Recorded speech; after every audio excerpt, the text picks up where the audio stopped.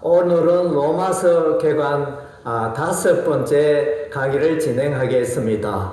5번째 강의는 이제 로마서와 갈라디아서를 비교해서 우리의 이해를 돕기를 원합니다. 갈라디아서를 우리가 참고해야 되는 이유는 바울의 제3차 전도 여행 때 기록된 서신서들이기 때문인 것입니다. 갈라디아서는 AD 53년에 기록이 되었고 고린도 전후서는 AD 55년에 기록이 되었고 로마서는 AD 57년에 기록되었습니다. 그래서 이제 이들 서신서를 연결해 볼 때 이 로마서의 이해를 높이는 데 도움이 될 것입니다. 그래서 로마서나 갈라디아서의 주된 주제는 이제 복음이 주제입니다. 그래서 이제 이 복음을 잘 이해하고 신앙생활하는 게 중요한데 다른 복음을 주장하는 내용이 있다는 것이 이제 갈라디아서 1장에 기록이 되어져 있습니다.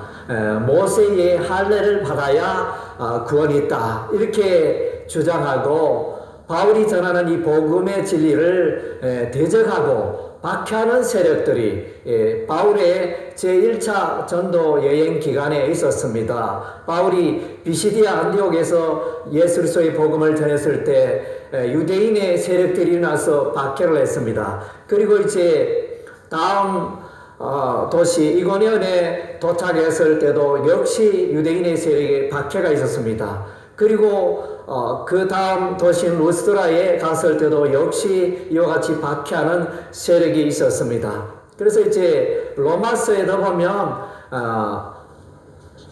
사도들에게 배운 교훈을 거스르고 사도들의 배운 교훈을 대적하는 그런 세력이 있다는 것을 말씀해주고 있습니다. 그런 의미에서 이제 갈라디아서와 로마서는 공통점이 있다 하겠습니다.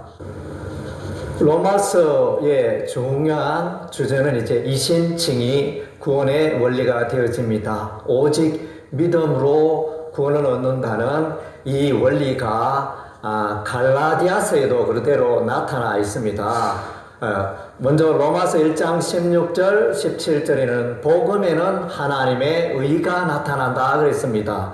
이런 이제 원리가 동일하게 갈라디아서에도 나타납니다. 갈라디아서 2장 16절에 보면 율법의 행위가 아니라 예수 그리스도를 믿음으로 의롭게 된다. 그 내용이 기록이 되어 있고요.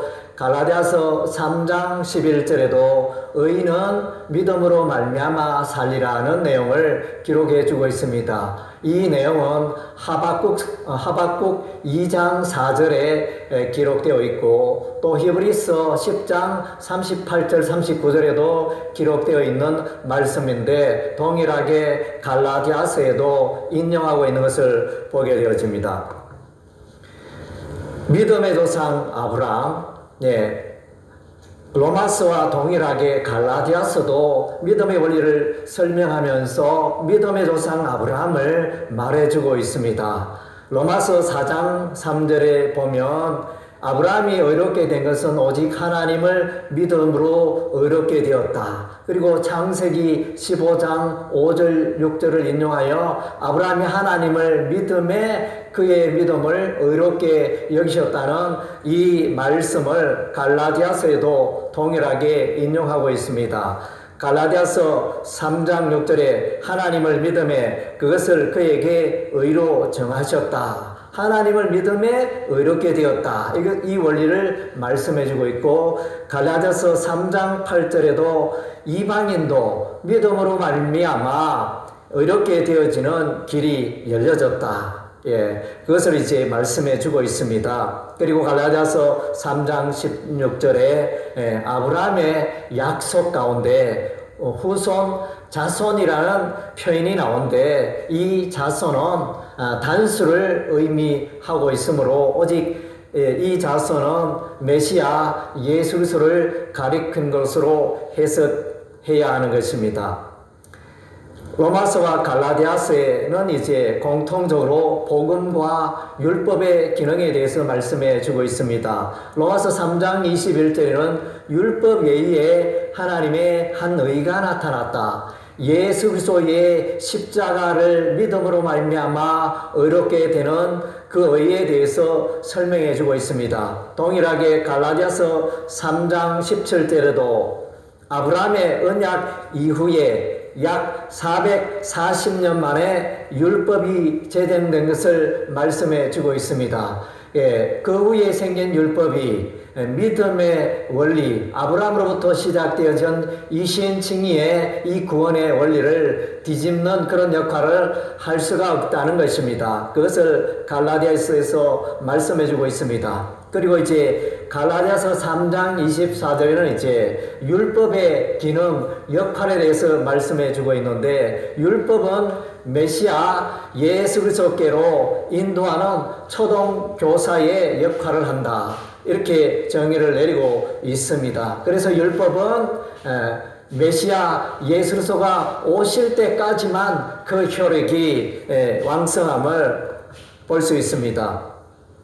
로마서와 갈라디아서에 공통적으로 육신의 자녀와 약속의 자녀라는 단어를 사용하고 있습니다. 로마서 9장 8절에 보면 육신의 자녀, 하나님의 자녀라는 이제 용어가 나타나고 있는데, 갈라디아서에서도 이 내용에 대해서 이제 설명을 해주고 있는데, 하갈과 사라를 비교하고 있습니다. 하갈은 육신의 자녀이며 사라는 약속의 자녀이고, 이스마엘도 육신의 자녀이며 이삭은 하나님의 자녀라, 이렇게 설명해 주고 있습니다. 또한 이제 하갈은 땅에 속한 예루살렘을 비유로 설명하고 있고, 사라는 하늘의 예루살렘을 설명한다고 이렇게 말씀해 주고 있습니다. 땅과 하늘을 대조하여 육신의 자녀, 하나님의 자녀를 갈라디아서에서 설명을 해주고 있습니다.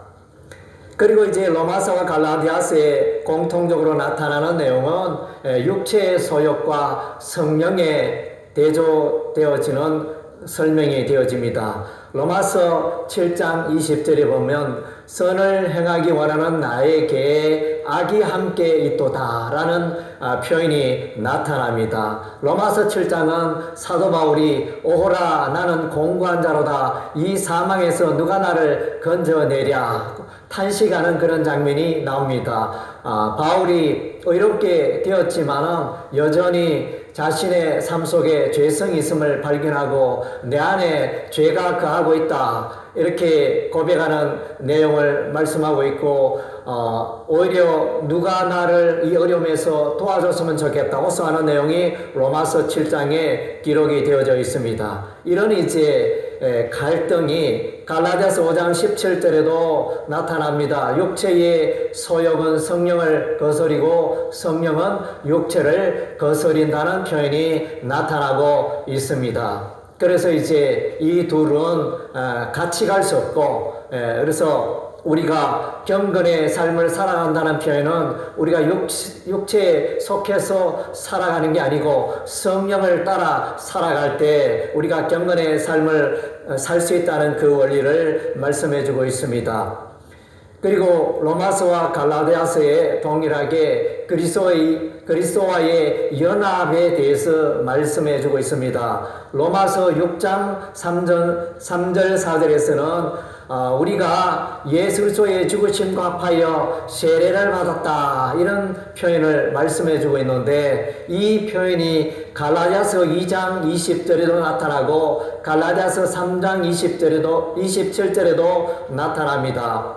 그래서 십자가에 예수 그리스도와 함께 십자가에 못 박히고, 그래서 나는 죽고 내 안에 예수 그리스도가 살고 있다는 그런 이제 하나님의 주권에 대한 고백이 갈라디아서 2장 20절에 새겨져 있습니다. 그리스도와의 연합을 생생하게 말하고 있는 것입니다.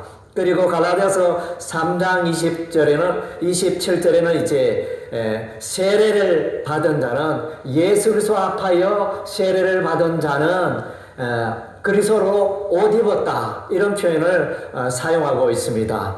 예, 그래서 연합의 그 표시가 세례를 통하여 나타나고 세례를 통하여 그리스도와 연합됨을 설명해 주고 있습니다. 그리고 로마서와 갈라디아서에 동일하게 할례와 무할례에 대해서 설명을 해주고 있습니다. 로마서 2장 28절과 29절에 육신의 할례와 마음의 할례를 설명해 주고 있습니다. 육신의 할례는 구원에 도움이 되지 않고 마음의 할례를 받아야 구원에 이를 수 있다는 것을 말씀해 주고 있습니다. 갈라디아서 5장 6절에 할례나 무할례가 구원에는 효력이 없다 분명히 선언해 주고 있습니다. 그리고 갈라디아서 6장 15절은 오직 새로 지으심을 받는 것만이 중요하다. 이것은 이제 그리스도 안에서 새로운 피조물이 되는 사건을 말씀해 주고 있습니다. 그래서 로마서와 갈라디아서는 동일하게 할례 받는 것은 구원의 조건이 아니다 분명하게 결론을 내리고 있는 것입니다. 지금까지 갈라디아서를 통하여 로마서의 내용을 또 돌아보았습니다. 그래서 이제 우리가 로마서를 잘 이해하기 위해서는 갈라디아서를 참고하여 이렇게 읽는다면 많은 유익이 되어지며 로마서의 내용이 더 선명하게 부각될 줄로 믿습니다. 다음번에는 이제 계속하여 로마서 교관을 가지고 여러분을 만나기를 원합니다. 감사합니다.